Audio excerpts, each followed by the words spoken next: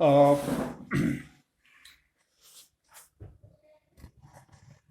आज मैं बात करूंगा सिविल सर्विसेज के ऑप्शन सब्जेक्ट्स को कैसे हम मैनेज करें, राइटिंग के लिए हम कैसे मैनेज करें इसके बारे में। जो मेरा सब्जेक्ट रहा है वो बॉटनी एंड जियोलॉजी हुआ करता था पुराने पैटर्न के उसमें, और उसको मैनेज करना बड़ा मुश्किल हो जाता था क्योंकि कई बार होता था कि बॉटनी और जूलॉजी के जो ऑप्शंस होते थे उनके बीच में गैप हमें एक दिन का मिलता था, और एक बार तो कंटिन्यूस हमारे 2 दिन में 4 पेपर। तो उसका तो कोई फर्क ज्यादा नहीं पड़ता क्योंकि जीके के पेपर तो लगातार 2 दिन होते ही हैं, हमारे 4 पेपर। तो इसके आपका प्रिपरेशन पहले होना चाहिए। हम सोचते हैं कि जब प्री पास होगा हम मेंस सब लिखेंगे, मेंस की तैयारी प्री के पास बात करेंगे तो ज़्यादा टाइम नहीं मिलता। अभी जो मेंस है वो जनवरी में ड्यू है, और जो प्रिपरेशन है वो पैटर्न लगभग वही है। बस ये फर्क हुआ है कि पहले जो 300 नंबर का जो पेपर होता था अब 250 नंबर का हो गया ऑप्शन सब्जेक्ट, 2 की जगह एक ऑप्शन सब्जेक्ट है। तो मैं ऑप्शन सब्जेक्ट्स जो मेरा बॉटनी रहा है पर्टिकुलरली, वैसे तो सभी सब्जेक्ट का पैटर्न वही होता है कि 2 सेक्शन में पेपर डिवाइड होता है, ए एंड बी, और उसमें first and fifth question compulsory होता है, और फिर हमको टोटल 5 क्वेश्चन करने होते हैं एटलीस्ट। जो एक हमें रिमेनिंग में से एक सेक्शन से जरूर सेलेक्ट करना होता है। तो मैक्सिमम हम एक सेक्शन से 2 क्वेश्चन और दूसरे से हम मैक्सिमम 3 क्वेश्चन ही कर पाते हैं। तो मैं एक बार ब्रीफ कर देता हूं कि जो पेपर होता है वो 2 सेक्शन में होता है। इसमें जैसे सेक्शन ए, इसमें आपको क्वेश्चन मिलेगा फर्स्ट, सेकंड, थर्ड, फोर्थ, और ये आपको सेक्शन बी।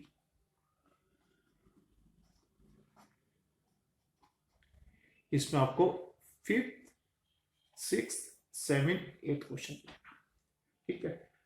अब क्वेश्चन जो होते हैं इसके फर्स्ट एंड फिफ्थ क्वेश्चन जो होता है वो मल्टीपल टाइप का मिलेगा हमें। उसके अंदर कई पार्ट्स होंगे क्वेश्चन जो फर्स्ट एंड फिफ्थ के। उसके अंदर जैसे ये क्वेश्चन है, फर्स्ट क्वेश्चन मिलेगा, उसके जो पार्ट होंगे वो 5 पार्ट होते हैं इसमें। इसके अंदर इसको मैं यहां पे ले लेता हूं, first, second, third, fourth and fifth, और हर एक का आंसर हमें लगभग 150 वर्ड्स में देना होता है। तो टोटल वर्ड्स कितने बनेंगे इसके अंदर? टोटल वर्ड्स बनते हैं इसमें 750 वर्ड्स। ठीक है। इसी तरह जो फिफ्थ क्वेश्चन होगा इसमें भी हमें 5 पार्ट्स मिलते हैं, हर एक का आंसर हमें 150 वर्ड्स, और टोटल जो यहां पर भी कितने बनते हैं, ये 750 वर्ड्स बनते हैं। टोटल हमें 8 में से 5 क्वेश्चन करने होते हैं।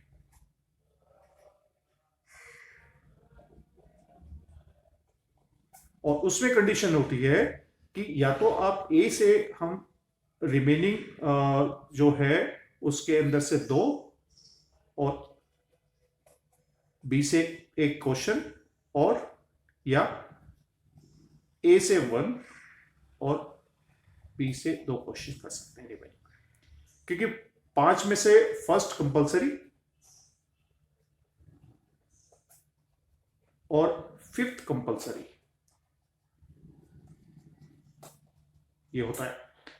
तो टोटल हमें 750 जो है ये हमें इसमें एक क्वेश्चन जो होता है वो कितने का मार्क्स का होता है? 50 मार्क्स का एक क्वेश्चन होता है।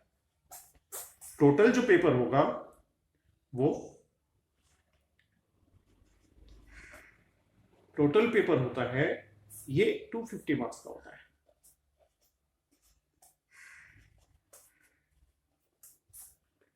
राइट। तो हमें ये इसके अंदर तो एक क्वेश्चन कितने नंबर का होता है? ये एक क्वेश्चन जो होगा वो यहां पर होता है 10 मार्क्स का, और 10 मार्क्स में हमें कितने वर्ड्स लिखने होते हैं? 115 वर्ड्स। नहीं, तो हम इक्वलेंस को लेंगे, तो 15 वर्ड्स जो हैं वो कितने मार्क्स के इक्वलेंट हो गए? Equal to 1 mark. तो हमें जो 250 मार्क्स के लिए कितने वर्ड्स लिखने होंगे? 250 मार्क्स के लिए हमें एक मार्क के लिए 15 वर्ड्स होंगे, तो 250 मल्टीप्लाई बाई 15 वर्ड्स हमें लिखने होंगे, तब हमारा पेपर जो है वो इतना जाएगा। तो ये हो जाता है 3750 वर्ड्स के इक्वलेंट हम लिखेंगे, तभी होगा। क्योंकि इसमें क्या होता है कि यहां पर तो वर्ड्स मैंडेटरी होते हैं, वर्ड्स लिमिट लिखी होती है, लेकिन रिमेनिंग के अंदर कई जगह वर्ड्स नहीं होते, तो हम एक इक्विवेलेंस लगा सकते हैं। ठीक है, पेपर रीडिंग टाइम लगाइए इसमें।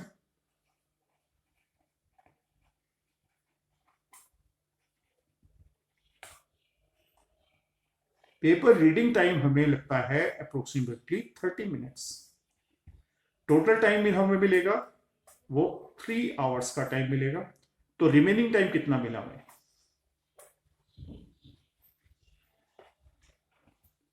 रिमेनिंग टाइम हमें मिलता है 2 आवर्स एंड 30 मिनट्स, मींस ये 150 मिनट्स का टाइम मिलेगा।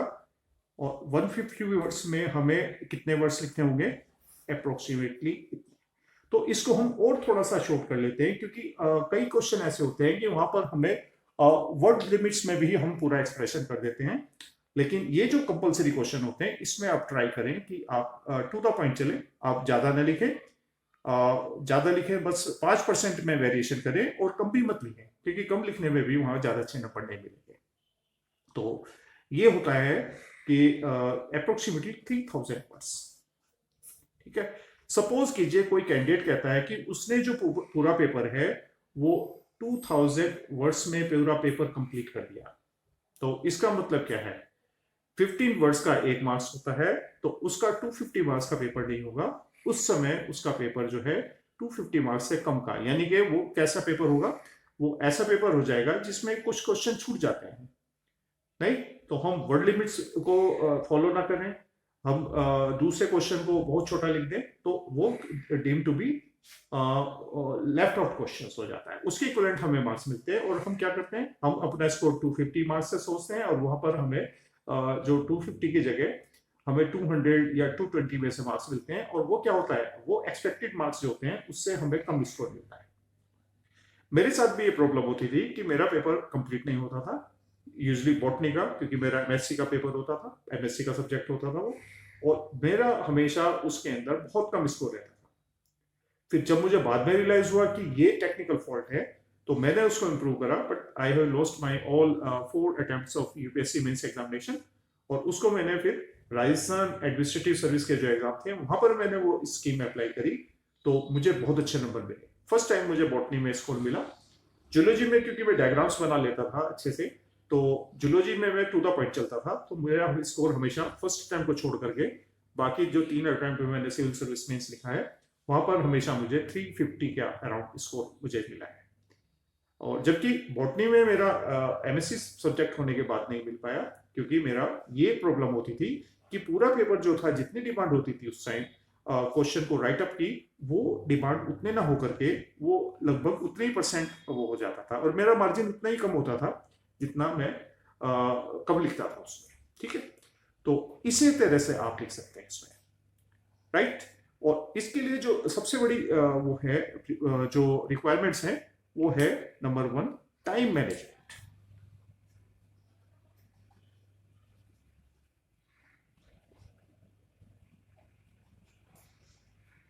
दूसरा आपका जो है एंट्री राइटिंग।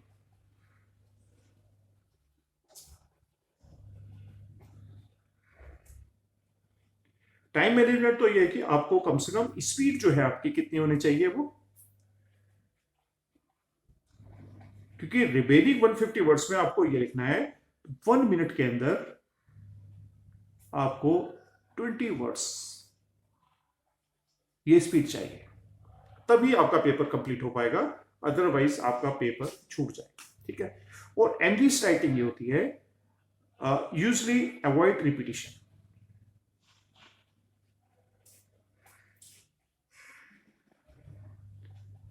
जो एक सेंटेंस आपको जो चीज बता रहा है, नेक्स्ट सेंटेंस उसको रिपीट ना करे उसी चीज को। सपोज, और स्पेशली जो साइंस के अंदर, बायो साइंस, बायोलॉजी के अंदर जो सब्जेक्ट है जैसे जूलॉजी या बॉटनी, उसके अंदर अवॉइड एक्सप्लेनिंग डायग्राम।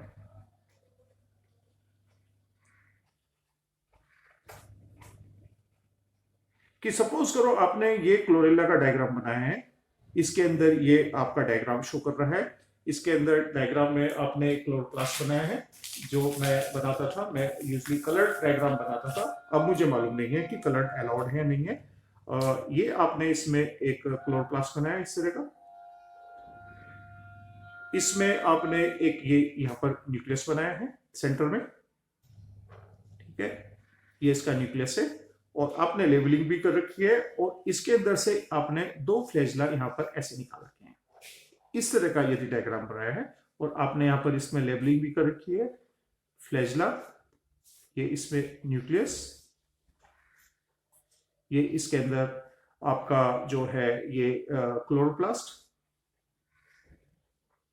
तो इसमें आपको ये लिखने की जरूरत नहीं है कि ये क्लेबाइडोमोनास, सॉरी मैंने क्लोरेला बोल दिया होगा, ये क्लेबाइडोमोनास है।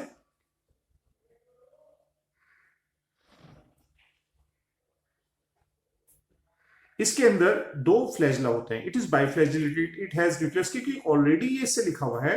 तो अब आप क्या लिखेंगे, आप इसके बारे में जो भी एडिशनल बात है वो लिखेंगे तो आपको ज्यादा मार्क्स मिलेंगे। इसी चीज को आप राइटिंग में ले लेंगे तो आपको ज्यादा मार्क्स नहीं मिलेंगे, ठीक है। दूसरे जो क्वेश्चन आते हैं, जैसे मान लो ये क्वेश्चन आया कि जो एंथोसिरोस का जो डायग्राम है वो एलएस, उसका जो स्पोरोफाइट का डायग्राम, ये एक बार आया हुआ है क्वेश्चन, उसके बारे में डायग्राम बनाए और उसमें आपको एक्सप्लेनेशन नहीं करना। तो जरूरी नहीं है कि आपका जो डायग्राम है वो टाइम से लिमिट से बन जाए, क्योंकि एक क्वेश्चन को करने में आपको ये स्पीड है, तो रिमेनिंग 2 आवर्स 50 मिनट्स में हमें पूरा करना है। यहाँ पर मैं ले लेता हूँ, ये रिमेनिंग होगा यहाँ पर 2 आवर्स 50 मिनट्स के अंदर 150 मिनट्स में आपको 5 क्वेश्चन लिखने हैं, ये है। तो यानी कि आपको 750 वर्ड्स लिखने हैं 150 मिनट्स में। तो आपको कितना मैक्सिमम जो है एक क्वेश्चन लिखने में आपको 30 मिनट्स का टाइम लगेगा, तभी आप जाकर के 150 मिनट्स में 5 क्वेश्चन करेंगे।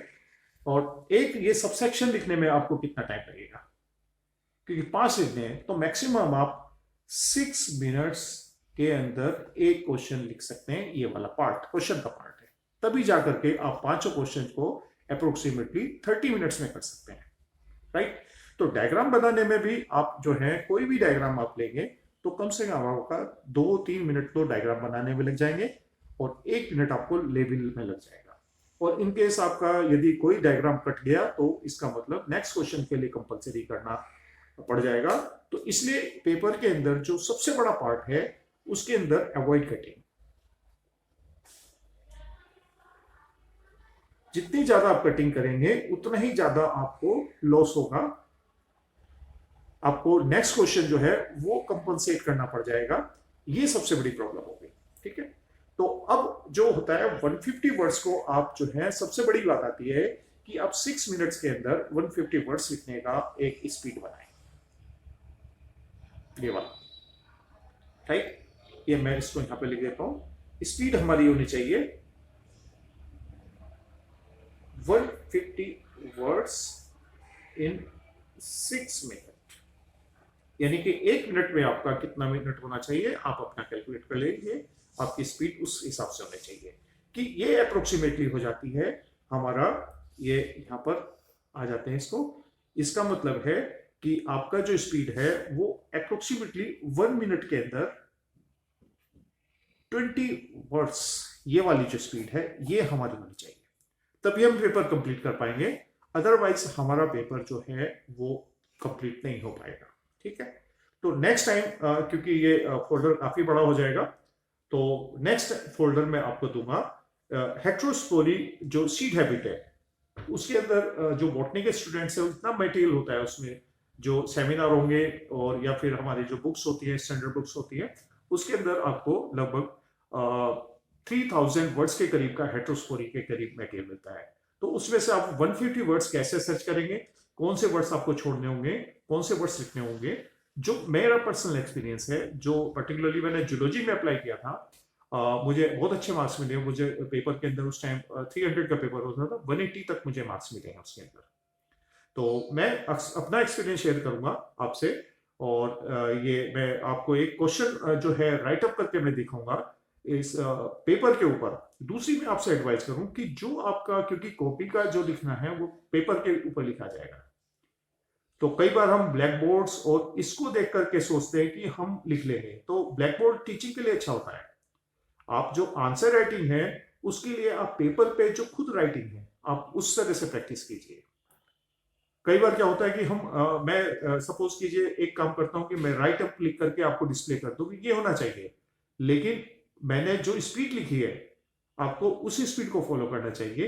तो मैं ट्राई करूंगा कि क्योंकि एक बार मैंने प्रीएम्बिल लिख के देखा था, विद इन 4 मिनट्स में लिख लेता था उसको, प्रीएम्बिल के क्वेश्चन को। और मुझे अच्छा लगा कि जब मेरा जो पहला अटेम्प्ट था सिविल सर्विस का 1988 में, उसमें प्रीएम्बिल आया था। और प्रीएम्बिल याद करने में मुझे याद है, मैं डिस्कस करता हूँ कि मुझे लगभग 3 महीने का टाइम लगा था, क्योंकि बॉटनी से था। प्रीएम्बिल को ऐसे याद करना रटने के बराबर ही होता है। और अभी भी वो मुझे इतनी अच्छी तरह से याद है कि पॉलिटी के अंदर मुझे काफी टाइम हो गया, 88 से आप लगा लीजिए अप्रोक्सीमेटली 32 ईयर्स के करीब मैंने पहला मेंस लिखा था। और अभी भी मुझे fundamental rights, principle state policies, preambles और जो बेसिक है वो पॉलिटी का, मैं अभी भी मैं काफी कुछ लिख सकता हूँ उनको, क्योंकि याद मैंने अच्छी तरह से किया था वो। तो वो स्पीड चाहिए, वो स्पीड में जनरल नॉलेज में बना पाया, जोलॉजी में बना पाया, क्योंकि बॉटनी मेरा काफी बड़ा वास्ट सब्जेक्ट था, उसमें से कर्टेल करना वर्ड्स को वो बहुत मुश्किल हो जाता था। और मैं सोचता था कि एग्जाम की टेबल पे पकड़ लूंगा, वो पॉसिबल नहीं हुआ, और बॉटनी ने ही मुझे सिलेक्शन के लिए रोका। जब मैंने इसको रेक्टिफाई किया उसमें मुझे बहुत अच्छे मार्क्स मिले, लेकिन वो सिविल सर्विस के मेरे, क्योंकि चांस एग्जॉस्ट हो चुके थे उस टाइम, हमें 4 चांस मिलते थे। तो अब मैं एडवाइस करूंगा उन कैंडिडेट से जो सिविल सर्विसेज का मेंस लिख रहे हैं, खासकर बॉटनी या जियोलॉजी से, यदि कोई भी एडवाइस की उन्हें आवश्यकता है तो मैं एडवाइस देने को तैयार हूँ। मटेरियल में भी मैं थोड़ा बहुत उनको सपोर्ट कर सकता हूँ, और बहुत ईजी है। बस आपको क्या करना है, 6 मिनट में 150 वर्ड्स बनाने की स्पीड आपको लेके चाहिए। ठीक है, थैंक यू। नेक्स्ट स्लाइड में मैं आपको हेट्रोस्पोरिक सीड हैबिट, क्योंकि लास्ट टाइम का मैं पेपर देख रहा था बॉटनी का मेंस का फर्स्ट पेपर, तो उसके अंदर जो सेकंड क्वेश्चन है उसका पार्ट है, कंपलसरी में भी आ सकता है। तो आप कैसे 150 वर्ड्स में आप उसको समराइज करें, वो सीड हैबिट, और कौन से वर्ड्स आपको प्रायोरिटी पे देने चाहिए, कौन से एग्जाम्पल आपको लिखने चाहिए, क्या इसमें डायग्राम की जरूरत है या नहीं है, वो सब चीज मैं समझाऊंगा आपको। Okay, good luck, thank you.